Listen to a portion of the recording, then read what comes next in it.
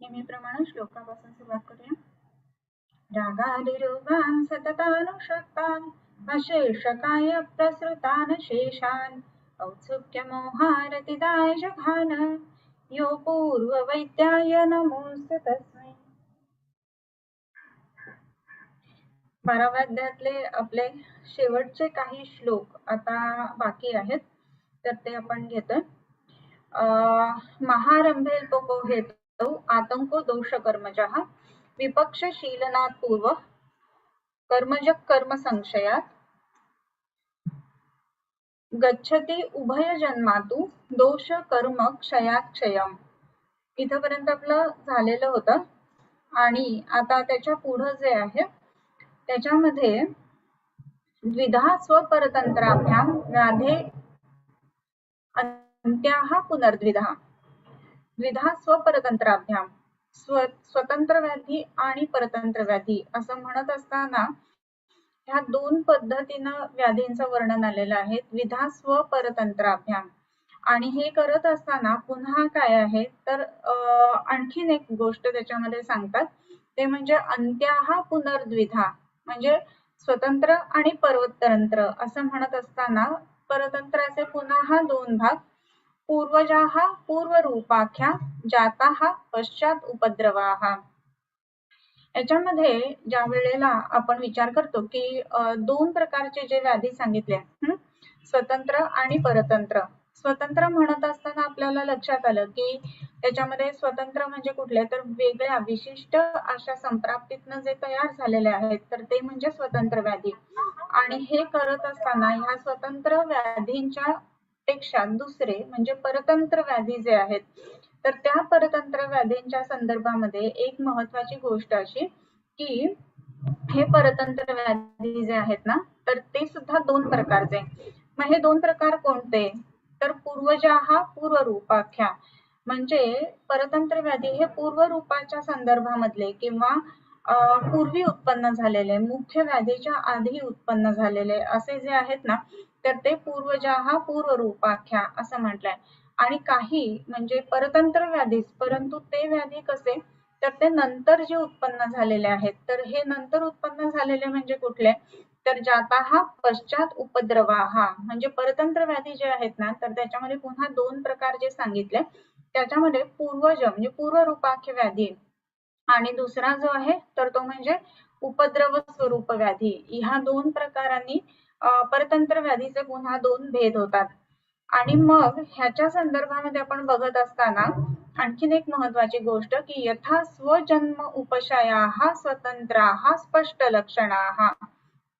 स्वतंत्र व्याधी आणि परतंत्र व्याधी ह्याच्यामध्ये फरक कोणता किंवा ते कसे ओळखायचे तर त्याच्यामध्ये एक महत्वाची गोष्ट अशी आहे की स्वतंत्र व्याधी जो आहे ना तर त्याचं मुख्य लक्षण कोणतं आहे तर यथा स्वजन्म उपशयाः स्वतंत्राः असं म्हटलेलं आहे.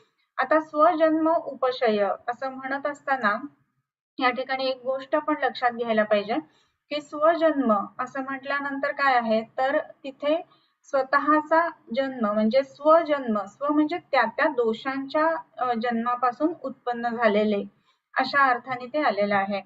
आणि ह्याच्यामध्ये आणखीन एक गोष्ट अशी की स्वतंत्राः स्पष्ट लक्षणाः, स्वतंत्र आहेत ना जे जे व्याधी ते स्पष्ट लक्षण असे व्याधी आहेत.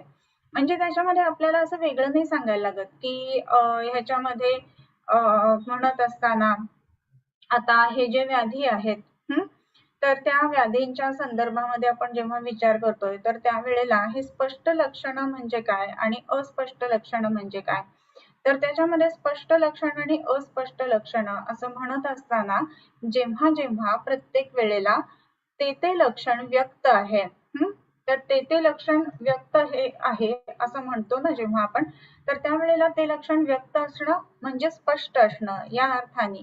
म्हणून ते स्वतंत्र जे व्याधी आहेत ना तर ते स्वतंत्र व्याधी जे आहेत तर ते स्पष्ट किंवा व्यक्त लक्षणं अशी असतात. आणि स्वजन्म उपशया हा असं म्हणत असताना आणखीन एक महत्वाची गोष्ट त्याच्या संदर्भामध्ये आपण लक्षात घ्यायला पाहिजे की स्वजन्म उपशय असं म्हणताना स्वतःचा जन्म म्हणजे त्या व्याधीचा जन्म त्या विशिष्ट दोषांच्या नुसार किंवा महत्वाची गोष्ट म्हणजे कशी की त्या त्या व्याधीच्या नुसार, तर हे आपण बघायला पाहिजे. म्हणजे कसं की एखादा व्याधी आहे, समजा कफज प्रमेह हा व्याधी आहे, तर कफदोषातनं उत्पन्न आहे. म्हणजेच काय, तर त्याची जी संप्राप्ती आहे तर ती त्या कफदोषाच्या अनुसार पुढे जात आहे किंवा कफदोषाच्या नुसार ती बनलेली आहे. आणि म्हणून ही गोष्ट आपण महत्वाची लक्षात ठेवायला पाहिजे की तो दोष, तो व्याधी आणि त्या दोषाची संप्राप्ती हे सगळं एकमेकांना अॅनालॉगस असतं. परंतु ज्या ज्या वेळेला आपण असा विचार करतो की हे दुसऱ्यावरती डिपेंडंट असणारे किंवा जे जे परतंत्र व्याधी आहेत, तर परतंत्र व्याधी असताना त्याचा महत्वाचा एक उल्लेख कसा येतो की परतंत्र व्याधी म्हणत असताना आपण अजून एक गोष्ट बघायला पाहिजे की ते दुसऱ्या कशावरती डिपेंडंट आहे. मग आता प्रमेह पीडका ही जर का गोष्ट घेतली आपण आणि मग त्याच्यामध्ये पित्तज प्रकारची जर का प्रमेह पीडका असेल, परंतु कफज प्रमेहातनं उत्पन्न ही गोष्ट सुद्धा शक्य आहे. म्हणजे काय, तर प्रमुख जो दोष आहे, जो व्याधीला कारणीभूत आहे की बहुद्रव श्लेष्मा दोष विशेष हा, हे सांगितलेलं आहे आपल्याला याच्या संदर्भामध्ये. म्हणजे कशाच्या संदर्भामध्ये, तर विशेषत्वाने आपल्याला कफज प्रमेह उत्पन्न होण्याच्या संदर्भामध्ये आपण बघितलं की हे जे काय म्हणतो आपण ज्याला कफज प्रमेहाची संप्राप्ती आहे ती बहुद्रव श्लेष्मा ह्यापासून तयार झालेली आहे. पण बहुद्रव श्लेष्मा असं म्हणत असताना इथे अजून एक गोष्ट आपण बघायला हवी की बहुद्रव श्लेष्मा म्हटल्यानंतर दोष विशेष आपल्याला तिथे समजला. दोष विशेष समजल्यानंतर सुद्धा अजून एक गोष्ट तिथे राहते की जेव्हा प्रमेह पीडक उत्पन्न झालेली आहे, तर ह्या प्रमेह पीडिकेचं मात्र स्वरूप किंवा त्याची जी संप्राप्ती आहे ती आपल्याला पित्ताप्रमाणे दिसू शकते. आणि मग अशी जर का संप्राप्ती असेल तर मग पित्तज का कफज असा विचार यायला तो. मग तिथे काय, तर ही प्रमुख आहे का हो संप्राप्ती, तर नाहीये. आणि ही प्रमुख संप्राप्ती नाही, प्रमेह पीडक ही परतंत्र संप्राप्ती आहे आणि म्हणून त्याचा तो दोष आहे ना तो वेगळा असू शकतो मुख्य व्याधीपेक्षा. मुख्य व्याधीचा दोष आपण कुठला बघितलेला होता, तर आपण बघितलेलं होतं मुख्य व्याधी जो आहे तो बहुद्रव श्लेष्मा म्हणजे कफाशी संबंधित आहे. परंतु ह्याच वेळेला जेव्हा हा व्याधी आपण बघतो की प्रमेह पीडिकेसारखा व्याधी उत्पन्न होतं, तर त्या ठिकाणी मात्र आपल्याला असं दिसतं की वेगळा दोष त्या ठिकाणी कारणीभूत आहे. म्हणून यथा स्वजन्म उपशयाः स्वतंत्राः स्पष्ट लक्षणाः विपरीताः ततो अन्येतु नाम परतंत्र. ओके, म्हणजे परतंत्र व्याधी जे आहेत ना तर त्यांच्या स्वजन्म उपशय ह्या ज्या गोष्टी आहेत तर त्या तशा अवलंबून नाही आहेत, हे लक्षात घ्यायला पाहिजे आपण.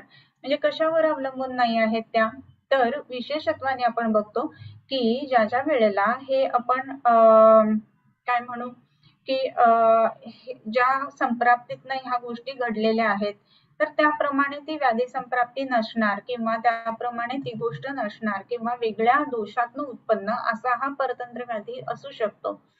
आणि काय, तर परतंत्र स्वतंत्र स्पष्ट लक्षणाः म्हटलं ना तर परतंत्र अस्पष्ट लक्षणाः असं पण गोष्ट इथे शक्य आहे. मग परतंत्र अस्पष्ट लक्षणाः म्हणजे काय, तर जो जो व्याधी परतंत्र आहे ना तर त्याची लक्षणं प्रत्येक वेळेला स्पष्ट असतीलच असं नाही. मग स्पष्ट असतीलच असं नाही असं म्हणत असताना आणखीन एक महत्वाची गोष्ट इथे बघायला पाहिजे की अस्पष्ट अशा पद्धतीची ही लक्षणं आपल्याला दिसू शकतात का नाही, तर हो दिसू शकतात. मग अस्पष्ट म्हणजे काय, तर मग तेवढ्या प्रमाणामध्ये ती व्यक्त नाहीत. जसं आता प्रमेह पीडिकेच्या बाबतीमध्येच आपण धरूया की प्रमेह पीडिकेच्या बाबतीमध्ये जर का ते लक्षण त्या स्वरूपाचं वेगळ्या पद्धतीनं दाखवते, प्रमेहेण विनाप्येतां जायन्ते असं म्हटलेलं आहे. तर प्रमेहातनं उत्पन्न ही प्रमेह पीडक आहे आणि तिचं स्वरूप, तिचं संप्राप्ती ही मूळ आजारापेक्षा थोडीशी वेगळी राहणार आहे. असं ज्या ज्या वेळेला होतं ना तर त्या वेळेला स्वतंत्र असणं परतंत्र असणं व्याधी ह्यामध्ये फरक पडत जातो. आणि मग इथे परतंत्र व्याधीमध्ये अस्पष्ट लक्षणं म्हणजे त्याच्यामध्ये ती दिसतीलच असं नाही. जसं राजक्ष्म्यामध्ये सुद्धा वेगवेगळी आपल्याला उपद्रव स्वरूप लक्षणं दिसतात, जसं की कास आहे तर वाताच्या घासासारखी लक्षणं दिसतील, पण राजक्ष्म्याची संप्राप्ती मात्र वेगळ्या पद्धतीने असू शकते. तर ह्याच गोष्टींचा विचार इथे सांगितलेला आहे. म्हणून स्वतंत्र आणि परतंत्र व्याधी ह्या दोन गोष्टी वेगवेगळ्या सांगितल्या. ओके, सो स्वतंत्राः स्पष्ट लक्षणाः विपरीताः ततो अन्येतु विद्यात एवं मलानपि. मलानपि नाम वेगवेगळ्या आपण ज्या ज्या गोष्टी म्हणजे मल म्हणत असताना मलाचं स्वरूप किंवा दोषांचं स्वरूप हे सुद्धा आपण त्या मलाच्या ठिकाणी म्हणून समजू शकतो. आणि म्हणून दोष धातू आणि मल त्या त्या मुख्य व्याधीमधले आणि त्या त्या परतंत्र व्याधीमध्ये आपल्याला वेगवेगळे दिसतात. ताल लक्षये दवहितो विकुर्वाणान् प्रतिज्वरम् तेषां प्रधान प्रशमे प्रशमो शाम्यतस्तथा. तान् लक्षयेत अवहितो विकुर्वाणान् प्रतिज्वरम्. ज्वरम नाम व्याधीम. कुठल्याही व्याधीला ज्वर अशी काय म्हणू सिनोनॉम किंवा संज्ञा दिलेली आहे. मग असं कसं काय? रोग पाप्मा ज्वरो व्याधी विकारो दुःखमामयः यक्ष्मातंक गदाबाधा शब्द पर्यायवाचिनः. पर्यायवाची शब्दांमध्ये ज्वराला व्याधीला दुःख किंवा व्याधी किंवा आमय अशी नावं आलेली आहेत. बरोबर. मग प्रतिज्वरन विकुर्वाणन म्हणजे काय? प्रत्येक ज्वराला किंवा प्रत्येक व्याधीला जो चिकित्सा करत असताना ताल लक्षयेत अवहिता हा त्या सगळ्या गोष्टींचा कडे लक्ष ठेवून सगळ्या गोष्टी ज्या म्हणजे कुठल्या की मल कोणते आहेत, मूत्र कोणते आहेत, स्वतंत्र व्याधी आहे, परतंत्र व्याधी आहे, या सगळ्या गोष्टींचा विचार करून ताल लक्षयेत अवहितो विकुर्वाणान् प्रतिज्वरन् तेषां प्रधान प्रशमे प्रशमो शाम्यतः ततः. म्हणजे हे सगळ्याचे विचार करून ह्या सगळ्याचा लक्ष ठेवून आपण चिकित्सा करायला हवी. आणि हे करत असताना ज्या वेळेला आपण तेषां प्रधान प्रशमे म्हणजे प्रधान व्याधीचा शम झाल्यानंतर जो परतंत्र व्याधी आहे तो सुद्धा आपोआपच शमन पावतो. मग आता प्रधान व्याधी आणि गौण व्याधी हे आपण बघितलं. आता जसं राजक्ष्मा आणि कास आहे त्याच्या एक उपद्रव स्वरूप म्हणून सांगितलेले जे आहेत त्याच्यामध्ये, तर राजक्ष्म्याची चिकित्सा आपण जेव्हा करतो ना तर त्यावेळेला कास आपोआपच बरा होतो. म्हणजेच काय? तेषां प्रधान प्रशमे परतंत्र जो व्याधी आहे त्याचा सुद्धा शमन होतो. जसं प्रमेह पीडिका असं म्हणत असताना प्रमेहाची चिकित्सा आपण उत्तम पद्धतीने केली म्हणजे त्याला व्यायाम उत्तम पद्धतीने सांगितला, त्याला आहार उत्तम पद्धतीने सांगितला आणि औषध उत्तम पद्धतीने दिली. या सगळ्या जर का आपण गोष्टी केल्या ना तर काय होणार आहे की प्रमेहाची संप्राप्ती जी आहे ना ती कमी येणार आहे आणि मग प्रमेह पीडकेची संप्राप्ती ती सुद्धा कमी येणार आहे. सो तेषां प्रधान प्रशमे प्रशमः शाम्यतः ततः असं म्हटलंय. म्हणजे काय? प्रधान व्याधीची आपण चिकित्सा केली ना की त्याच्या पुढे मूळ व्याधीची चिकित्सा, प्रधान व्याधीची चिकित्सा झाल्यानंतर परतंत्र व्याधी जो आहे त्याची चिकित्सा किंवा त्याचं शमन आपोआपच होतं. प्रशमः शाम्यति तथा. शाम्यति नाम परतंत्र हा व्याधी ही शाम्यति. प्रधान प्रशमे सप्तमी वापरलेली आहे. सो ह्याच्यानंतर पश्चात चिकित्सेत तूर्णं वा बलवंतम उपद्रवम व्याधी क्लिष्ट शरीरस्य पीडाकरतरो हि सहा. पश्चात चिकित्सेत तूर्णम. तूर्णम म्हणजे जे काही उरलेलं असेल तर त्याची पश्चात चिकित्सा करावी. मग आता आपण दोन बघितलेले होते की व्याधीचे परतंत्र व्याधीचे प्रकार की पूर्व रूपाच्या स्वरूपामध्ये असणारा परतंत्र व्याधी किंवा पश्चात रूपाच्या किंवा उपद्रवाच्या स्वरूपामध्ये असणारा परतंत्र व्याधी. आणि म्हणून सगळ्यात पहिल्यांदा आपल्याला काय करायचं आहे तर आपल्याला असं करायचं आहे की मूळ व्याधीची चिकित्सा करायची आहे. बरोबर. मग मूळ व्याधीची चिकित्सा करत असताना आपण एक गोष्ट महत्वाची इथे बघायला हवी की मूळ व्याधीची चिकित्सा झाल्यानंतर जो स्वतंत्र व्याधीवरती अवलंबून असणारा परतंत्र व्याधी जो आहे तर त्याची चिकित्सा आपोआपच होणार आहे. राईट. आणि मग म्हणून आणि मग हे मूळ व्याधीची चिकित्सा झाल्यानंतर मग जे काही थोड्याफार गोष्टी उरलेल्या असतील तूर्णम त्या सगळ्या ज्या आहेत पश्चात चिकित्सेत त्याची नंतर चिकित्सा करावी. मग आता ही नंतर चिकित्सा करावी म्हणत असताना तूर्णम म्हणजे जे जे उरलेलं आहे म्हणजे छोट्या छोट्या गोष्टी म्हणजे आता पोस्ट कोविड कॉम्प्लिकेशन्स आहेत. पहिल्यांदा कोविड तरी ट्रीट करा मग नंतर पोस्ट कोविड कॉम्प्लिकेशन्स आपण बघूयात. ह्या अर्थाने ते आलेले आहे बरं का. मग आता हे पोस्ट कोविड कॉम्प्लिकेशन्स ट्रीट करा असं म्हणत असताना पोस्ट कोविड मध्ये आपण काय काय बघतोय तर मग त्याच्यामध्ये दौर्बल्य आहे किंवा पाय दुखता आहेत किंवा मग लंग कॅपॅसिटी किंवा लंग फायब्रोसिस आहे या सगळ्या गोष्टींचा विचार इथे व्हायला हवा. आणि मग असं होत असताना आणखीन एक महत्वाची गोष्ट आपण इथे लक्षात घ्यायला हवी की ती म्हणजे काय तर आपण जे जे कोविड साठी उपचार केलेले आहेत तर कोविड साठी उपचार केलेले असताना त्याच्यानंतर आपण ह्या सगळ्या काही गोष्टी दिलेल्या आहेत, औषधं दिलेली आहेत. मग त्याचे जे काही आपल्याला पश्चात परिणाम दिसत आहेत मग त्याची चिकित्सा आपल्याला नंतर करता येते. मग ही करत असताना मग दौर्बल्य असेल किंवा लंग फायब्रोसिस असेल किंवा इतर जे काही गोष्टी असतील तर त्या सगळ्याची चिकित्सा पण करू शकतो. परंतु काही वेळेला असं होतं की हा जो उपद्रव आहे म्हणजे नंतर उत्पन्न होणारा जो काही व्याधी आहे, उपद्रव स्वरूप आहे, तर तो जास्त त्रास देतो. पश्चात चिकित्सेत तूर्णम वा वा वा म्हणजे किंवा किंवा काय करा, बलवंतम उपद्रवम व्याधी क्लिष्ट शरीरस्य पीडाकरत रोहिसहा. बलवंतम उपद्रवम काय करा, पहिल्यांदा चिकित्सा द्या त्याची. का तर काय होतं त्याने, तर त्याच्यामुळे काय होतंय, तर ते समजा उपद्रव बलवान असेल तर काय होणार आहे, बलवान उपद्रवामुळे आपल्याला प्रामुख्याने बघायला मिळतं की तो जास्त शरीर पीडा कर तर तर म्हणजे सुपरलेटिव्ह डिग्री सांगितली आहे, कंपॅरेटिव्ह डिग्री सांगितली आहे, बरोबर. म्हणजेच काय, तर व्याधीने एक त्रास होतोय, तर व्याधीची जो परतंत्र व्याधी किंवा उपद्रव आहे त्याने दोन त्रास होतात, डबल त्रास होत आहे. मग असं असताना काय करायला हवं, तर सगळ्यात पहिली महत्वाची गोष्ट म्हणजे तिथे आपल्याला चिकित्सा देत असताना आपण सगळ्यात महत्वाचं तिथे लक्षात घ्यायला हवं की आपल्याला तिथे आधी त्या उपद्रवाची चिकित्सा करायची आहे. मग आता आपण कुठला साधारण राजक्षमासारखा व्याधी धरूया, की राजक्षमाच्या व्याधीमध्ये आपण बघतोय की त्याच्यामध्ये श्वास आहे उपद्रवांमध्ये. तर असा जर का श्वास हा उपद्रव असेल तर मग तिथे काय होणार आहे की त्याला दम लागलाय, श्वास लागलाय आणि श्वास घेणंच शक्य नाहीये, असं जर का आहे ना, तर ते श्वास घेणंच शक्य नाही असं जर का होत असेल तर मग काय होणार आहे तिथे, तर मग अरे श्वास घेणं शक्य नाहीये, मग श्वास घेतला तर आयुष्य राहील, श्वास नाहीच घेतला तर आयुष्याची हानी झाल्यानंतर आपण चिकित्सा राजक्षमाची करण्यात काही मजा नाही. मग काय करायला पाहिजे, सगळ्यात पहिल्यांदा श्वासाची चिकित्सा करायला पाहिजे. बलवंतम उपद्रवम पहिल्यांदा चिकित्सा करावी. बलवंतम उपद्रवम पीडा करतरोही सहा. ज्या वेळेला हा उपद्रव अधिक बलवान असतो त्यावेळेला व्याधी क्लिष्ट शरीरस्य, नुसतं शरीराला पीडा देतोय असं नाही बरं का, मग काय आहे, तर व्याधी क्लिष्ट अशा शरीराला तो पीडा देतोय. व्याधी क्लिष्ट म्हणजे कसा, तर आधीच ह्याने खंगलेलं आहे, आजाराने खंगलेलं आहे असं जे शरीर आहे ना, तर त्याला तो अधिक पीडा देणार आहे आणि म्हणून बलवंत जर का उपद्रव असेल तर त्याची चिकित्सा आपण आधी करायला हवी. आणि म्हणून सर्वसामान्य नियमानुसार कसं आपण बघितलं की त्याच्यामध्ये एकतर प्रधान चिकित्सा केल्यानंतर मूळ व्याधी जो आहे त्याची चिकित्सा केल्यानंतर जो उपद्रव आहे त्याची अपवत चिकित्सा होणार आहे. आणि समजा काही उपद्रव स्वरूप गोष्टी राहिल्या असतील तर त्या पश्चात चिकित्सेत नंतर त्याची चिकित्सा करावी.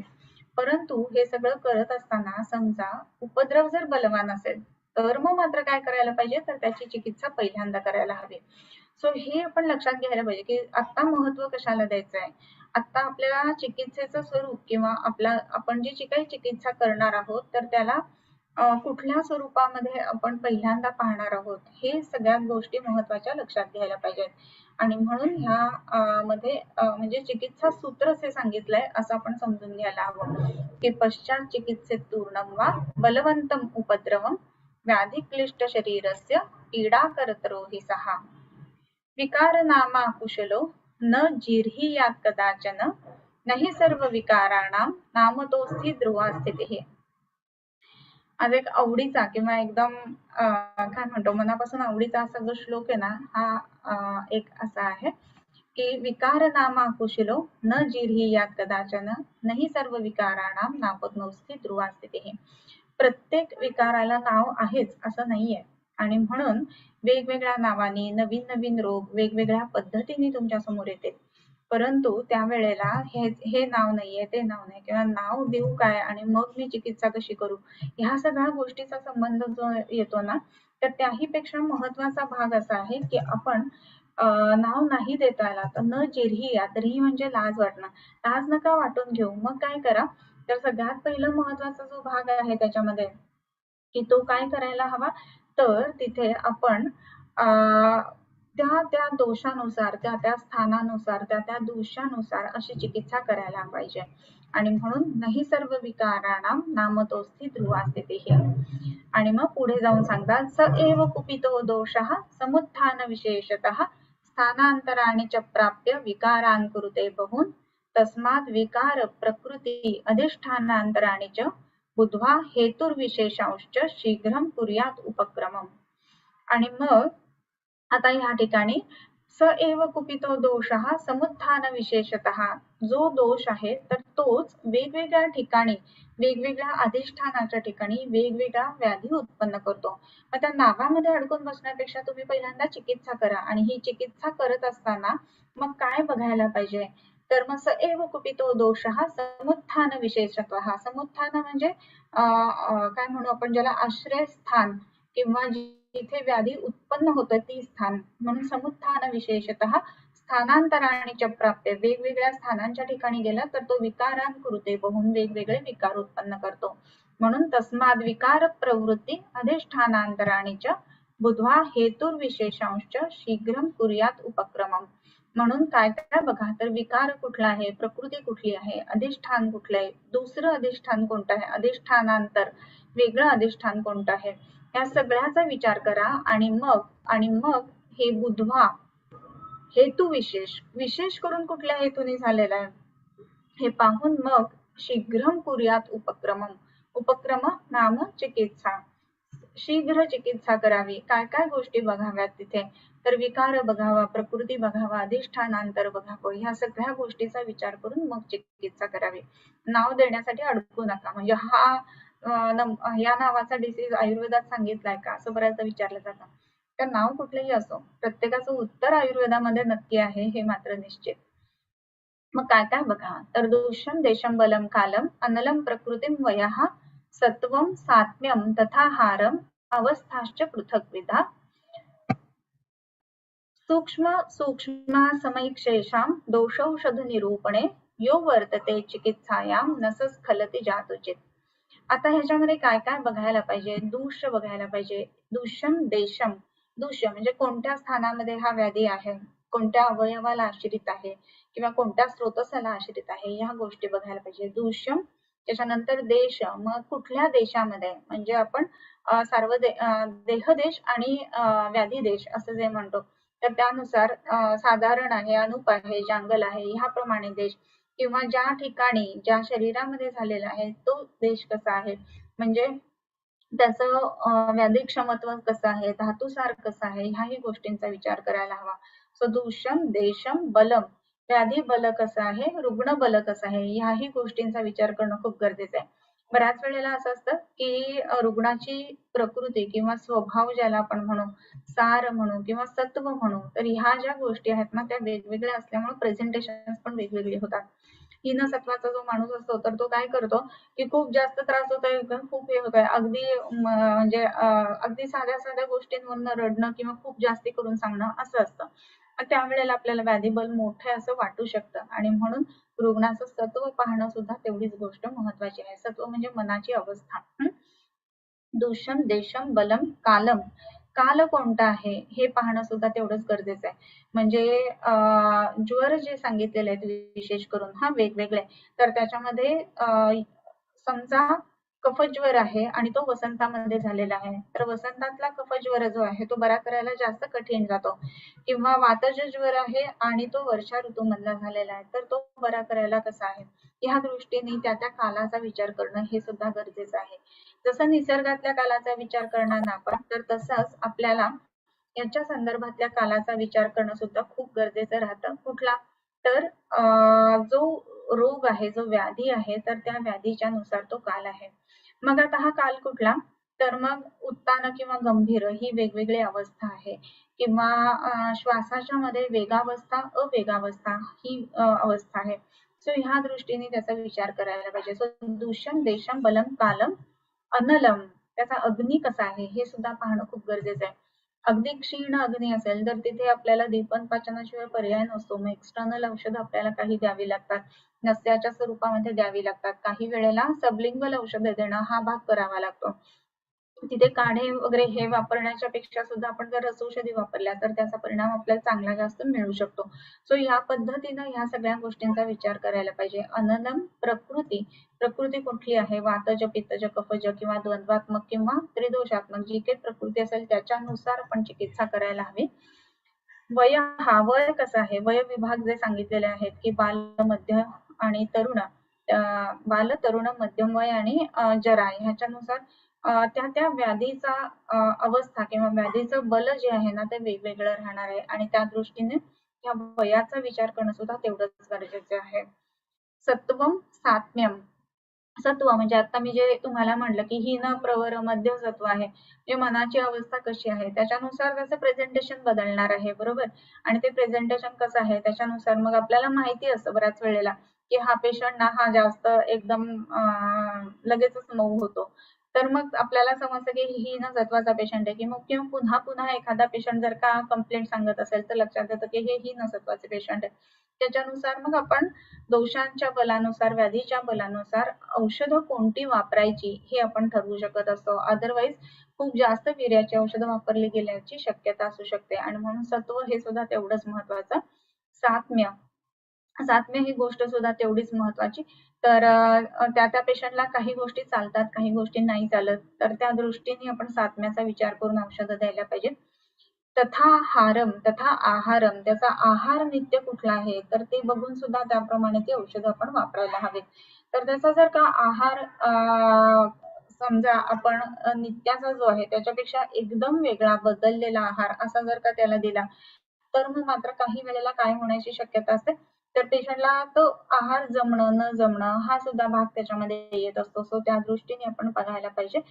अवस्थाश्च पृथक्विधा, वेगवेगळ्या अवस्था ज्या आहेत तर त्या अवस्थांच्या नुसार आपल्याला हा पेशंट्सना वेगवेगळ्या गोष्टी सांगणं किंवा योग्य पंचकर्म करणं किंवा उत्क्लेशन अवस्थेमध्ये असेल तर आपल्याला वमन देणं त्या ठिकाणी हे गरजेचं राहतं. पण तेच जर का उत्कृष्ट अवस्था नसेल दोषांची तर मग मात्र शमन करणं, दीपन पाचन करणं या गोष्टी महत्वाच्या राहतात. सो त्या दृष्टीने आपण ह्या सगळ्या गोष्टींचा विचार करणं खूप गरजेचं राहतं. सो सत्वम सात्म्यम तथा हारम अवस्थाश्च पृथक्विधा सूक्ष्म सूक्ष्माः समैक्षेषां दोषौषध निरूपणे. ह्या सगळ्या गोष्टींचा सूक्ष्म सूक्ष्म असा विचार करायला हवा आणि दोष औषध यांचं निरूपण करायला हवं. यो वर्तते चिकित्सायां न सस्खलती जातोचित. ज्याप्रमाणे ह्या सगळ्या गोष्टींचा विचार करून जो औषध देतो तर तो चिकित्सेमध्ये सर्वसाधारणतः न स्खलती, पडत नाही. पडत नाही म्हणजेच काय तर तो त्या ठिकाणी यशस्वी होतो आणि त्याला अपयश प्राप्त होत नाही. या दृष्टीने ह्या सर्व गोष्टींचा विचार करणं खूप गरजेचं आहे. गुरुवल्प व्याधी संस्थानम सत्वदेह बलाबलात् दृश्यतेप्यन्यथाकारं तस्मिन् न विहितो भवेत्. गुरुल्लघुम् इति व्याधि कल्पयस्तु भिषग्ब्रुवः अल्पदोषाकलनया पथ्ये विप्रतिपद्यते. ततोऽल्पमल्पवीर्यं वा गुरुव्याधौ प्रयोजितम् उदीरयेत्तरां रोगां संशोधनमयोगतः शोधनं त्वतियोगेन विपरीतं विपर्यये शृणुयान्नमलानेव केवलं वपुरस्यति. आता गुरुवल्प व्याधी संस्थानम, गुरु अल्प व्याधी संस्थान सत्व देह बलाबलात् दृश्यते. सत्व, देह, बल, अबल या दृष्टीने म्हणजे सत्व कमी आहे किंवा देहाचं बल कमी आहे किंवा जास्त आहे यानुसार गुरु व्याधी जो आहे तर तो अल्प आहे असं आपल्याला वाटायला लागतं. म्हणजे गुरु व्याधी आहे म्हणजे मोठा व्याधी आहे पण सत्व जर का चांगलं असेल ना तर पेशंट असं सांगणार की नाही नाही मला काही झालेलं नाही, ठीक आहे ठीक आहे. मग आपल्याला वाटतं की ठीक आहे मग औषधे दिली आपण तर असं नाही व्हायला पाहिजे. आणि म्हणून गुरु लघु इति व्याधी, गुरु असताना लघु आपल्याला आहे असं वाटतं का तर सत्व आणि देह यांचं बल आणि अबल यावरती या गोष्टी अवलंबून असतात. जर का सत्व उत्तम आहे तरी पेशंट सांगतो की काही होत नाहीये, ठीक आहे माझी तब्येत. आणि देहाचं बल जरी उत्तम असेल ना तरी सुद्धा तशीच गोष्ट घडू शकते की हा वाटतं की हा ठीक आहे या गोष्टी. सो तसं काही फारसा प्रॉब्लेम नाहीये. पण असं केल्यानंतर जेव्हा आपण औषधे देतो आणि त्यावेळेला काय होण्याची शक्यता असते तर अल्पदोषाकलनया पथ्ये विप्रतिपद्यते. अल्पदोष आहेत असं जाणून जर का आपण पथ्य किंवा औषध, विप्रतिपद्य म्हणजे औषध अशा पद्धतीने दिली तर काय होतो तर तो अल्पवीर्यम वा गुरुव्याधौ प्रयोजितम. त्यावेळेला अल्प प्रमाणामधलं औषध किंवा अल्पवीर्याचं औषध असं जर का दिलं गेलं तर गुरुव्याधीच्या ठिकाणी आपण प्रयोजित केलं तर उदीरयेत्तरान रोगान संशोधनमयोगतः. उदीरयेत्तरान रोगान काय करतं ते तर रोगांना वाढवतं आणि म्हणून अशा वेळेला योग्य ते निर्णय घेणं, योग्य चिकित्सा करणं ही गोष्ट खूप गरजेची आहे. मग ही योग्य चिकित्सा आपण कशी करू शकू? तर जो व्याधी जसा आहे त्याला त्या पद्धतीनं जाणून घेणं ही गोष्ट खूप महत्वाची आहे. मग त्या पद्धतीनं जाणून घेणं म्हणजे काय? तर जो गुरु व्याधी आहे तो मोठा आहे हेच आपल्याला समजलं पाहिजे किंवा जो लघु व्याधी आहे तो छोटा आहे हेच समजलं पाहिजे, नक्की विपरीत समजलं पाहिजे. आणि हे कशासाठी?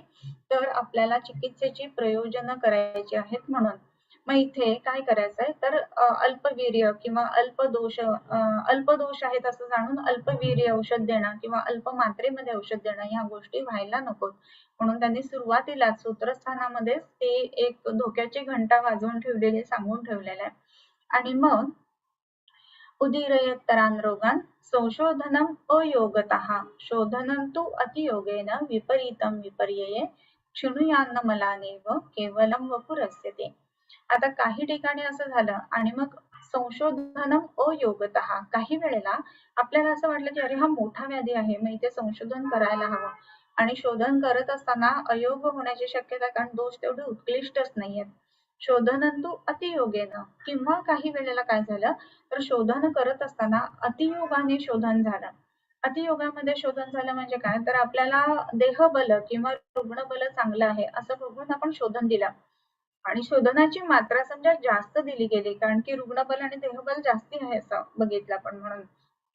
मग त्यावेळेला शोधन अतिप्रमाणामध्ये झालं तर काय होईल की शरीरातले दोष ज्या वेळेला बाहेर जातील ना त्यावेळेला बलाची हानी पण खूप लवकर व्हायला लागते आणि म्हणून अतियोगामध्ये शोधन होणं ही गोष्ट त्या ठिकाणी घडेल. म्हणून शोधनम तू अतियोगेन आणि विपरीतम विपर्यये विपरीत म्हणजे ज्याला आपण अयोग हीनयोग मिथ्यायोग जे म्हणतो ना ते म्हणजे विपरीत योग. सो असं सुद्धा मिथ्यायोग होण्याची शक्यता आहे आणि म्हणून हा मिथ्यायोग होऊ नये, अयोग होऊ नये किंवा अतियोग होऊ नये, हीनयोग होऊ नये ह्यासाठी आपल्याला ह्या गोष्टी जाणून घेणं खूप गरजेचं आहे. आणि मग शृणुयान्न मलानेव केवलम वपुरस्यते. शृणुयान्न मलानेव मलांचं तर मलांना तर क्षीण करतातच म्हणजे दोषांना क्षीण करतातच पण त्याच्याच बरोबरीनं देहाला सुद्धा अशा पद्धतीने जर शोधन झालं तर क्षीणता येऊ शकते, देह सुद्धा क्षीण होतो आणि म्हणून काय करायला पाहिजे अतोभियुक्त सततम सर्वमालोच्य सर्वथा तथा युंजीत भैषज्यम आरोग्याय यथा ध्रुवम हा शब्द वापरलाय. तर अतिशय सुंदर शब्द आहे ध्रुवम. ध्रुव म्हणजे निश्चित. तुम्हाला ध्रुव तारा माहित असेल नॉर्थ स्टार ज्याला म्हणतात. ध्रुव पद असणारा असा तारा. मी काय आता गोष्ट सांगत नाही तरी सुद्धा सांगते. एक सुनीती होती, एक सुरुची होती, एक राजा होता. त्याच्या ह्या 2 राण्या होत्या. मग सुरुची होती ती आवडती राणी, सुनीती होती ती न आवडती राणी. पण ती सुद्धा नीतिमान. मग तिचा जो मुलगा होता तो एकदा राजाच्या मांडीवर बसलेला होता. मग सुरुचीने पाहिलं. मग सुरुचीला आला राग. मग तिने राजाच्या मांडीवरून ओढलं. मग हे झाल्यानंतर तो सुनीतीचाच मुलगा, नीती उत्तम असणाऱ्या आईचा मुलगा. मग तो त्यांनी काय नुसता रागून चिडचिड तणतण नाही केली. मग त्यांनी काय केलं? त्यांनी जाऊन साधना केली. साधना केल्यानंतर देव प्रसन्न झाला आणि प्रसन्न झाल्यानंतर त्या सुनीतीच्या मुलानं काय वर मागितला तर त्याने सांगितलं की मला अढळ स्थान दे की जिथून मला कोणीच उठवू शकणार नाही असं मला स्थान दे. आणि ते स्थान म्हणजे ध्रुव ताऱ्याचं स्थान किंवा ध्रुव तारा जो आहे त्या बाळाचं नाव ध्रुव होतं आणि म्हणून त्याला ध्रुव तारा असं म्हटलं जातं. आणि जर का तुम्ही बघितलं तर ध्रुव तारा जो आहे ना तो अजिबात हलत नाही. बाकी पूर्ण मंडल जे आहे ना ते हलत असतं. चंद्र हलतो म्हणजे आपल्या पृथ्वीच्या सापेक्षतेने जर बघितलं तर चंद्र हलतो, पृथ्वी हलते, इतर तारे हलतात, नक्षत्र हलतं, कॉन्स्टिलेशन हलतात, सगळं हलतं. पण ध्रुव तारा जो आहे ना तो नॉर्थला म्हणजे नॉर्थलाच असतो. म्हणजेच नॉर्थ स्टार जो आहे, पोल स्टार ज्याला म्हटलं जातं तो काही स्वतःची जागा बदलत नाही. अर्थात कसं आहे आपल्या पृथ्वीचा जो ऍक्सेस आहे नॉर्थ ऍक्सेस तो त्याच्याकडे डिरेक्टेड आहे आणि तिथे पृथ्वी जी आहे ना तर ती या पद्धतीने हलत नाही. ती कंटिन्युअस अशीच आहे आणि ती 23 डिग्रीच्या ऍक्सेस मध्ये हलते राईट. आणि म्हणून हा जो डिरेक्शनला असणारा जो नॉर्थ स्टार आहे ना तर त्याची जागा कधीच बदलत नाही. आता ही त्याची गोष्ट झाली.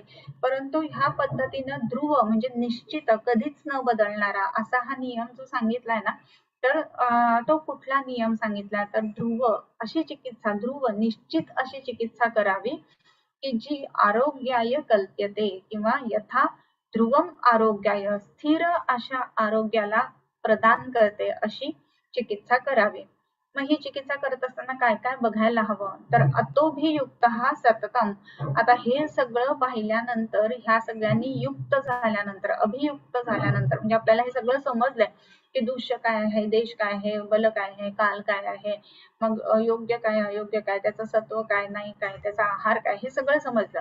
आणि मग सततम सर्वम आलोच्य सर्वथा, या सगळ्या गोष्टींची आलोचना करून तथा युंजित भैषज्यम, त्याप्रमाणे भैषज्याची किंवा औषधाची योजना करावी की जी आरोग्याय ध्रुवम आरोग्याय कल्प्यते, म्हणजे निश्चित अशा आरोग्याची उत्पत्ती करेल. नक्की एक व्याधी कमी करेल, दुसरा वाढवेल, बरोबर. आणि निश्चित ध्रुव, याचा अर्थ निश्चित असं आरोग्य प्रदान करणारी अशी चिकित्सा करायला हवी. आणि म्हणून ह्या सगळ्या गोष्टींचा उहापोह करत असताना काय काय बघावं, तर दूषण देशम बलम कालम अनलम प्रकृतीम वयाः सत्वम सात्म्यम तथाहारम अवस्थाश्च पृथक्विधा सूक्ष्म सूक्ष्माः समैक्षेषां दोषौषध निरूपणे यो वर्तते चिकित्सायां न स्खलति जातुचित. ह्या सगळ्या गोष्टी सांगितलेल्या आहेत त्या कशासाठी, तर ध्रुवम आरोग्याय भैषज्यम, ध्रुव युंजित, ध्रुव म्हणजे योग्य, म्हणजे निश्चित अशा आरोग्यासाठी भैषज्य द्यायचं. म्हणजे कसं की समजा वातजकास आहे, वातजकासाची चिकित्सा आपल्याला करायची आहे. वातजकासाची चिकित्सा करताना आपण वातजकास कमी करण्याच्या दृष्टीने औषधं दिली आणि औषधं दिल्यानंतर वातजकास कमी झाला, परंतु कफाची लक्षणं वाढली, असं होऊन उपयोग नाही. किंवा रजक्ष्म्याचे पण औषधं देतात, रजक्ष्म्याच्या औषधांच्या मध्ये ते बाकीचं सगळं ठीक आहे, कमी आलंय, परंतु त्या ठिकाणी पुन्हा श्वास लागलाय, तर उपयोग नाही. मग ध्रुव आरोग्य म्हणजे निश्चित असं आरोग्य प्राप्त करून देईल अशी चिकित्सा आपण वापरायला हवी. आणि ही चिकित्सा करत असताना कशी करू शकतो, मग बहुकल्पम बहुगणम संपन्नम योग्यम औषधम, ह्या गोष्टी महत्वाच्या. सो ह्या दृष्टीने ह्या संपूर्ण दूषम देशम बलम कालम ह्या सर्वाचा अभ्यास करायला हवा. आणि मग ह्याच्यानंतर यथा ध्रुवम आरोग्याय कल्पते भेदाद्वेष, भेदाद्विषष्टिर्निर्दिष्टा त्रिषष्टि स्वास्थ्य कारणम संसर्गात रुधिराशां दोषास्तु क्षय वृद्धिभेदैः अनंततरतम योगाश्च यातान जानीयादवहितो यथास्वम, असं म्हटलेलं आहे. आता हे म्हणत असताना भेदाद्विषष्टि निर्दिष्टा त्रिषष्टि स्वास्थ्य कारणम, हे सगळं जे जे काही सांगितलंय ना, तर त्यामध्ये हे श्लोक थोडेसे मला ना माझ्याकडे जो प्रत आहे त्याच्यापेक्षा थोडे वेगळे.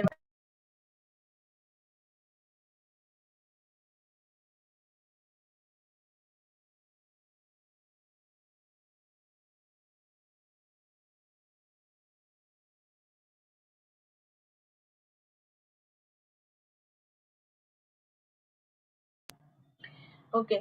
सो ह्या सगळ्या गोष्टींचा विचार आपण करायला हवा आणि त्याचा विचार करून आणि मग औषधांची कल्पना योजना त्या ठिकाणी करायला हवी. संसर्गात रस रुधिरादिभिस्तेषां दोषास्तु क्षय समता विवृद्धी भेदैः अनन्तं तरतमयोगतश्च यातान् जानीयात् अवहितो मानसो यथास्वम्. संसर्गात रस रुधिर दिभिस्तथैषां, रस रुधिर म्हणजे रसरक्त इत्यादी गोष्टी ज्या सांगितलेल्या आहेत, तर त्याचा अनुसार विचार करून आता हे द्विषष्टी त्रिषष्टी स्वास्थ्य कारणम भेदा द्विषष्टी निर्दिष्टा त्रिषष्टी स्वास्थ्य कारणम असं म्हटलंय. हे सगळे जे आहेत ना, तर ते भेद सगळे दोषांचे जे आहेत ना, तर ते रसाप्रमाणे सुद्धा सांगितलेले आहेत, म्हणून त्रिषष्टीधा असं म्हटलंय. दोषास्तु क्षय समता विवृद्धी भेदैः. आता दोष दूष समूर्छना असं म्हणत असताना संसर्ग, संसर्ग म्हणजे दोन गोष्टी एकत्र येणं आणि मग त्याच्यामध्ये कोणकोणत्या धातूंचा समावेश आहे, रस आहे, रक्त आहे, मांस आहे, ह्या गोष्टींचा विचार आपण नक्की करायला हवा. आणि त्याच्या बरोबरीने अजून एक गोष्ट म्हणजे दोषास्तु क्षय समता विवृद्धी भेदैः. दोषांचा विचार करत असताना क्षय समता आणि विवृद्धी या गोष्टींचा विचार करायला सांगितलेला आहे. तर क्षय म्हणजे काय, कुठल्या कुठल्या दोषांचा क्षय आहे, कोणत्या दोषांची वृद्धी आहे, कोणत्या दोष सम अवस्थेमध्ये आहेत, तर ह्या सगळ्या गोष्टींचा विचार करून मग औषधं द्यायला पाहिजेत. आणि तरतम योगतश्च यातान, मग त्याच्यामध्ये तरतमत्व समजून घ्यायला पाहिजे. मग कुठला वात कमी आहे, जास्ती आहे, मग अपान आहे, प्राण आहे, उदान आहे, ह्यानुसार जेव्हा आपण सगळ्या गोष्टी जाणून घेतो त्यावेळेला जानीयात अवहित मानसो यथास्वम, ह्या सगळ्या गोष्टी जाणून घेतल्यानंतर अवहित म्हणजे काय, हे सगळं जाणून घेतल्यानंतर आपली चिकित्सा जी आहे ते निश्चित फलदायी होऊ शकते. सो ह्या दृष्टीने हा संपूर्ण जो काही अध्याय 12वा आहे ना, तर तो महत्वाचा ह्याच दृष्टीने की दोषांची क्षयवृद्धी आणि दृष्टीची लक्षणं, कारण ह्या सगळ्या गोष्टी त्याच्यामध्ये तर सांगितलेल्या आहेच आहेत. पण हे सांगित असताना महत्वाचा भाग जो आहे ना, तर तो आपल्याला इथे जाणून घ्यायला पाहिजे की ह्याच्यामध्ये एक महत्वाचा भाग जो येतो ना, तर त्याच्यामध्ये ह्या सगळ्या गोष्टी जाणून मग चिकित्सा करायची आहे. सो बेस आपण ज्याला म्हणतो चिकित्सेचा, तो ह्या संपूर्ण अध्यायामध्ये अतिशय चांगल्या पद्धतीने सांगितलेला आहे. सो मला असं वाटतं की 13व्या अध्यायाची आपण जस्ट सुरुवात करूयात आणि त्याच्यानंतर पहिला श्लोक वाचून आज आपण इकडे थांबूयात. तुमच्या शंका काही असतील तर नक्की घेऊया. ओके, कधी पण ना अध्याय संपल्यानंतर पुढचा अध्याय वाचून ठेवा, म्हणजे आपले पुढचे कंटिन्युएशन राहावं ह्या दृष्टीने ही महत्वाची गोष्ट असते. सो आता तो दोषोपक्रमणीयम अध्यायम व्याख्यास्यामः इतिहस्माहुरात्रेयादयो महर्षयः वातस्योपक्रमस्नेह स्वेदः संशोधनं मृदु स्वाध्वं ललवणोष्णानि भोजनाभ्यङ्गमर्दनं वेष्टनं त्रासनं सेको मद्यं पैष्टिकगौडिकं स्निग्धोष्णावस्तयोपस्ति नियमः सुखशीलता दीपनैः पाचनैः सिद्धा स्नेहाश्चानेकयोनयः विशेषान् मेद्यपिशित रसतैलानुवासनम्. आता इथपर्यंत आपल्याला दोषांची क्षय, समता, विवृद्धी या सगळ्या गोष्टी समजल्या की त्याच्यानंतर आपल्याला कुठली चिकित्सा करायची हा भाग जेव्हा त्याच्यामध्ये लक्षात येतो ना, तर मग ही चिकित्सा करत असताना आपण विशेषत्वाने काय बघतो, तर मग आता वाताचा उपक्रम, पित्ताचा उपक्रम किंवा कफाचा उपक्रम ह्या सगळ्या गोष्टी पुढे वर्णन केलेल्या आहेत. आणि म्हणून पुढच्या अध्यायाचं नाव जे आहे तर त्याचं दोष उपक्रमणीय, उपक्रमण याचा अर्थ आहे की त्याच्यावरची चिकित्सा या दृष्टीने इकडे सांगितलेलं आहे. ओके, सो शंका घेऊयात आपण. ओके, सुवर्ण प्राशन बनवताना घृत, सुवर्ण भस्म आणि मधाचे प्रमाण किती असावे. ओके, कसं आहे ना की सुवर्ण प्राशन करत असताना फक्त सुवर्ण भस्म, घृत आणि मध एवढ्या 3 गोष्टी नाहीयेत, हे पहिल्यांदा लक्षात घ्यायला पाहिजे. सो त्याच्यामध्ये जो वाग्भटाच्या उत्तर स्थानातला पहिल्या अध्यायामध्ये जे प्राशन सांगितलेले आहेत, मेद्य प्राशन, ब्राह्मी प्राशन वगैरे जे आलेले आहेत ना, तर ती घृत पहिल्यांदा बनवली जातात. आणि ते घृत जे आहे ब्राह्मी घृत किंवा वचाघृत, सुवर्ण वचाघृत असं आलेलं आहे. तर मग ते बनवत असताना त्याच्यामध्ये सुवर्णाचं प्रमाण पण दिलेलं आहे. तेवढ्या संपूर्ण प्रमाणामध्ये सुवर्ण घालणं योग्य आहे का, असा एक प्रश्न बऱ्याचदा विचारला जातो. तर मग सूक्ष्म करून आपण सुवर्ण वापरू शकत असतो. आणि त्या काय म्हणतो आपण की भावना देणं ह्या गोष्टींनी काय होतं, तर गुणांतराधानम किंवा भावना दिल्यानंतर त्याचे गुणवर्धन होतं. सो त्या दृष्टीने सुवर्ण कमी प्रमाणामध्ये सुद्धा वापरून आपल्याला औषधांमध्ये रिझल्ट घेता येत असतात. एक गोष्ट मात्र महत्वाची की घृताचं आणि मधाचं प्रमाण जे आहे ना ते समप्रमाण नसावं, कारण की दोन्ही समप्रमाणामध्ये घेणं हे संयोग विरुद्ध किंवा विष उत्पन्न करणारं असं सांगितलेलं आहे. आणि म्हणून त्याचा वापर करत असताना विषम प्रमाणामध्ये करायला पाहिजे. मध जड असतो तुपापेक्षा, म्हणून मधाचं प्रमाण थोडं जास्त ठेवावं, म्हणजे निश्चितच ते समप्रमाणात कुठल्याही पद्धतीने येत नाही, नक्की वजनाच्या प्रमाणात, नक्की व्हॉल्यूमच्या प्रमाणात. ओके, सुवर्ण प्राशन की गर्भिणी की योजना कर सकते हैं क्या. हा, देता येईल ना निश्चितच. कसं आहे ना की सुवर्ण प्राशन म्हणत असताना लहान मुलांच्या दृष्टीने सांगितलंय हे तर अगदी बरोबर आहे, परंतु गर्भिणीच्या बाबतीमध्ये वापरत असताना सुवर्ण सिद्ध जल हा भाग त्याच्यामध्ये नक्की आपण द्यायला हवा. त्याचा परिणाम खूप चांगला येत असतो. आता गर्भिणी स्त्रिया ज्या आहेत ते वेगवेगळ्या फिल्टरचं पाणी वगैरे तर पित असतात, परंतु उकळून केलेलं पाणी जे आहे ना ते जास्त महत्वाचं राहतं. आणि हे उकळत असताना मग सोन्याची अंगठी किंवा चोख सोन्याचं वळ जे असतं ना ते त्या पाण्यामध्ये तरंगत राहील अशी योजना करायची. आणि अशी योजना केल्यानंतर मग काय करायला हवं, तर मग ती योजना झाल्यानंतर मग ते पाणी 20 मिनिटं त्याच्यापुढे उकळायचं आणि मग ते पाणी दिवसभर प्यायचं. असं जरी केलं ना तरी त्याला सुवर्ण भारित जल आपण म्हणू, तर त्याचा परिणाम जो आहे ते बाळाच्या बुद्धीवरती आणि आईच्या इम्युनिटीवरती दोन्ही ठिकाणी खूप चांगला येत असतो आणि त्या दृष्टीने हे वापरायला हवं. सुवर्णचं आहे ना, तर ते तुम्ही जर बघितलं आपण मधुर स्कंधामध्ये आलेलं होतं बरोबर, 10व्या अध्यायामध्ये. आणि मधुर जो आहे तर तो आजन्य साज्ञात कुरुते धातू नाम प्रबलम बलम असं सांगितलेलं आहे. आणि म्हणून धातूंचं बल वाढवण्याच्या दृष्टीने म्हणून हे सुवर्ण महत्वाचं, म्हणून सुवर्ण सिद्ध जल या दृष्टीने सुद्धा आपल्याला गर्भिणी पेशंट्स मध्ये देता येत असतात. Male patient 55 years having history of जीर्ण अतिसार और फिर ग्रहणी लक्षण और कुछ वर्षों के बाद सीए रेक्टम डायग्नोज। मैम या सीए तक संपर्क कैसे पहुंचते हैं? ओके, अतिसार आणि ग्रहणी आहे. पहिले जीर्ण अतिसार आहे, त्याच्यानंतर ग्रहणी झालं आणि ग्रहणी नंतर सीए रेक्टम झालाय बरोबर. मग ह्याच्यामध्ये कसं आहे ना की कुठल्याही शरीरातल्या अवयवाच्या ठिकाणी जेव्हा कंटिन्युअस इरिटेशन होतं किंवा कंटिन्युअस इन्फ्लमेशन राहतं, मग त्यावेळेला महत्वाचा भाग असा होतो की सेल्युलर लेवलवरती चेंजेस यायला लागतात आणि मग डिफॉर्म सेल्स तयार व्हायला लागते. ओके, डिफॉर्म सेल्स तयार व्हायला लागल्या की मग त्याच्यामध्ये डबल न्यूक्लियस येणं वगैरे ह्या गोष्टी व्हायला लागतात. आणि तसं झालं की मग काय होतं, पुढच्या महत्वाचा जो भाग आहे की ज्याच्यामध्ये आपल्याला डिफॉर्म सेल्स तयार झाल्या की मग त्याच्यातनं सीए सारखे चेंजेस त्याच्यामध्ये व्हायला लागतात. ओके, आणि मग हे ग्रहणीपासून का निर्माण होतं, तर ग्रहणी कशी आहे तर ग्रहणीमध्ये मुहूर्बद्ध मुहूर्द्रव अशी लक्षणं आहेत आणि सन्ने नले संती न संती दीप्ते असं अतिसार ग्रहणीच्या बाबतीमध्ये सांगितलेलं आहे बरोबर. मग अतिसार ग्रहणीच्या बाबतीमध्ये किंवा आरशाच्या बाबतीमध्ये सन्ने नले संती न संती दीप्ते म्हणजे अनल म्हणजे अग्नी जर का सन्न म्हणजे मंद असेल तर त्या ठिकाणी हे व्याधी दिसतात आणि अग्नी मांद्य नसेल तर मग त्यावेळेला ते बरे असतात. म्हणजेच काय होतं की अग्नीवरती हे व्याधी असणं किंवा नसणं हा भाग अवलंबून राहतो. अर्थात ज्या वेळेला अग्नी ठीक आहे तर लक्षणं नाहीयेत असं असताना व्याधी मात्र शरीरात नाही असं नसतं बरं का. आणि म्हणून ज्याला आपण काय म्हणू धातुगामित्व जी अवस्था आहे ना ती ह्या अतिसार ग्रहणी अर्श ह्यामध्ये फार पटकन येत असते.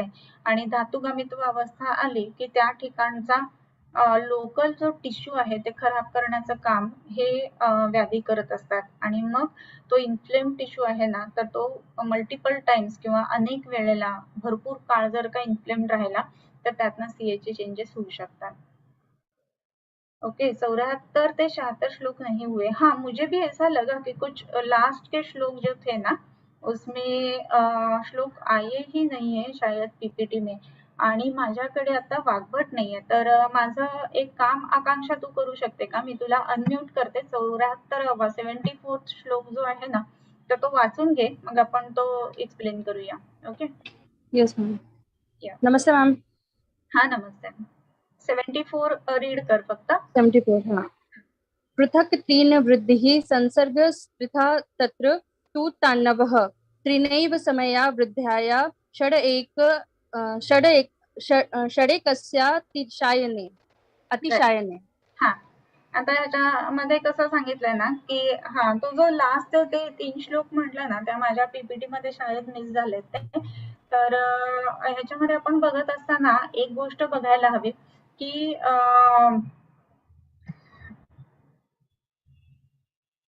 ओके, तर हे जे आहेत ना ते 3 वेगवेगळे काळ जे सांगितलेले आहेत की तिन्ही वेळेला म्हणजे क्षय वृद्धी आणि समानता ह्या दृष्टीने तीनही दोष त्या त्या पद्धतीने पाहायला पाहिजेत. म्हणजे बऱ्याच वेळेला असं होतं की तिन्ही दोषांच्या वृद्धी क्षय आणि समतेची लक्षणं तिथे पाहावीत आणि ते 3 जे काही दोष वृद्धी क्षयाच्या दृष्टीने आहेत तर त्याचा जो विचार आहे तो करून मग चिकित्सेकडे आपण वळायला हवं, या अर्थाने हा श्लोक पूर्ण आलेला आहे.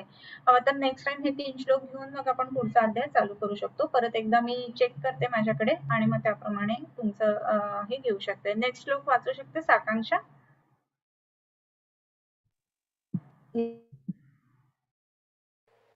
त्रयोदश समस्तेषु षड्द्वेका अतिशयने तु एकं तुल्याधिकै षट् च तरतम्य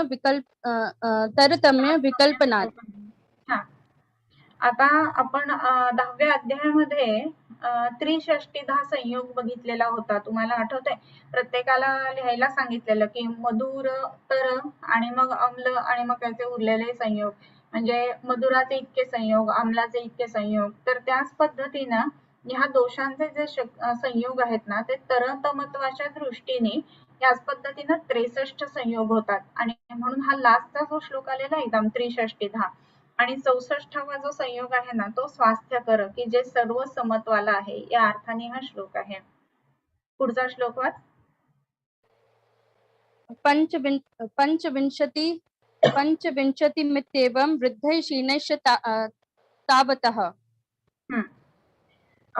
हे जे काही प्रकार सांगितलेत ना की दोष एकत्र होणं किंवा दोषांच्या तरतमत्वाच्या दृष्टीने त्याचे जे वेगवेगळे प्रकार सांगितलेले आहेत, तर ते एकूण जे प्रकार आहेत तर त्याच्यापैकी जो त्रिषष्टिधा म्हणजे हा शेवटचा जो श्लोक माझ्या ह्याच्यामध्ये आलेला होता, तर त्याच्यामध्ये आपण बघितलं की त्याच्यामध्ये कोणकोणते आहेत, तर 63 प्रकार जे आहेत ना श्लोकांचे, तर ते शरीराच्या अस्वास्थ्यासाठी कारणीभूत आहेत.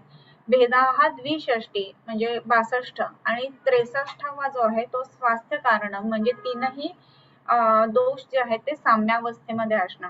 आता ह्याच्यामध्ये 3 वेगवेगळ्या पद्धतीचे क्षय, सम आणि वृद्ध असे 3. म्हणजे आता वात आहे तर वात क्षय, त्याच्यानंतर पित्त प्रकुपित आणि वात काय म्हणू आपण क्षीण अवस्था. तर अशा पद्धतीचा एक संयोग, मग वेगळ्या पद्धतीचा एक संयोग, तरतमत्वाच्या दृष्टीने असे करून ते पूर्ण 63 संयोग जे आहेत ना तर ते वेगवेगळ्या दोषांच्या अवस्थानुसार होतात. आणि मग हे जे संयोग आहेत त्या संयोगाच्या नुसार बघून मग आपण चिकित्सा करावी, असा त्याचा संपूर्ण अर्थ आहे. ओके, ठीक आहे. अजून शंका कोणाच्या काही असतील तर विचारू शकता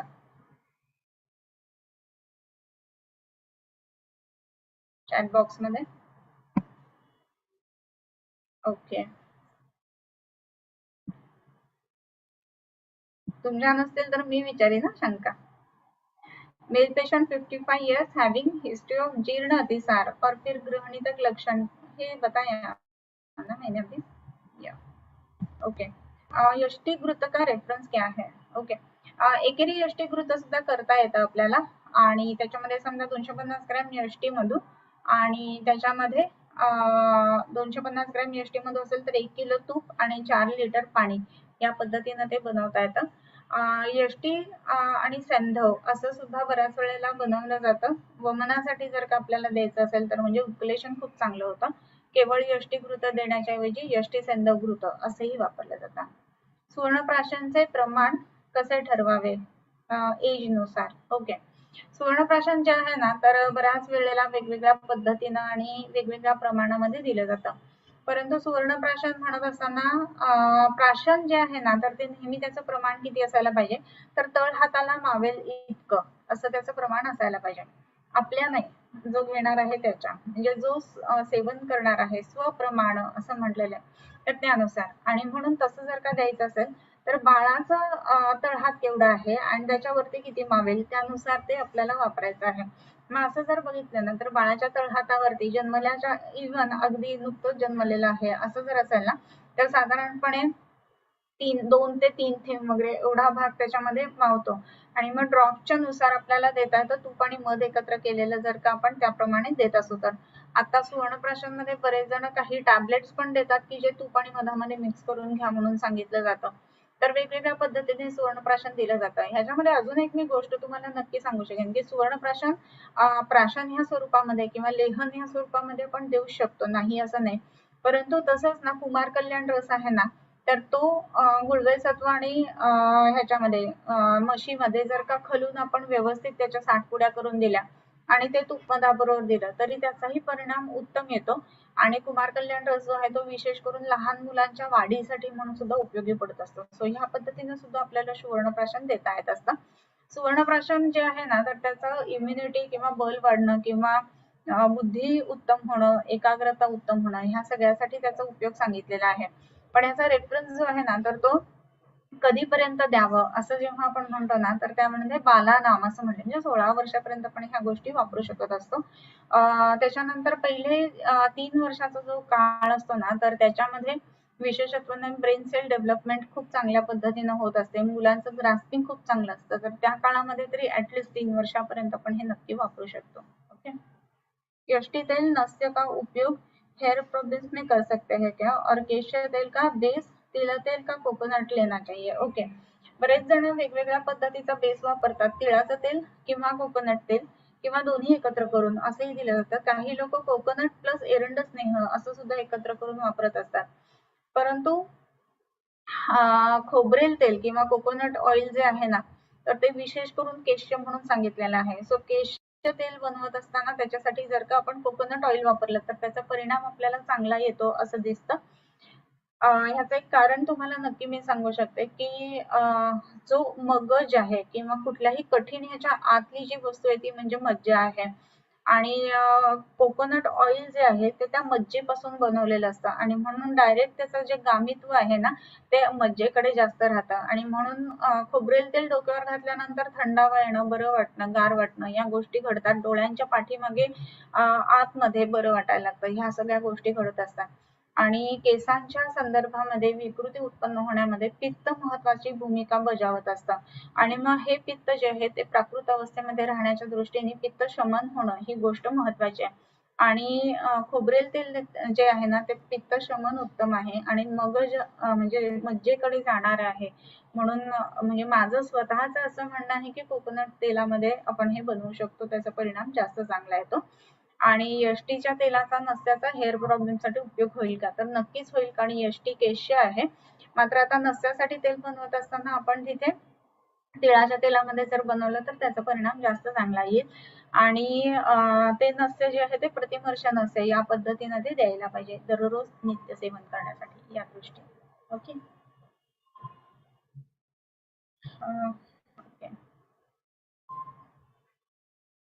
एक पेशेंट में delayed milestone 10 years female treatment दिया, मुख्य हिस्ट्री ऑफ हिपैटाइटिस था बचपन में, given treatment now speech is clear and good result with Suvarnaprashan. Very good, छान.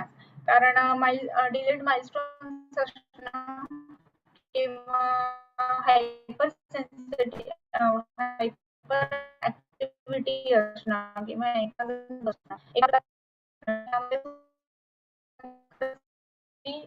न्यूनॅटिव्ह जॉन्डिस वगैरे असं जर झालं असेल ना तरी सुद्धा डिटॉक्सिफिकेशन पद्धतीने करणं ह्या दृष्टीने सुद्धा सुवर्णप्राशनाचा उपयोग खूप छान होतो.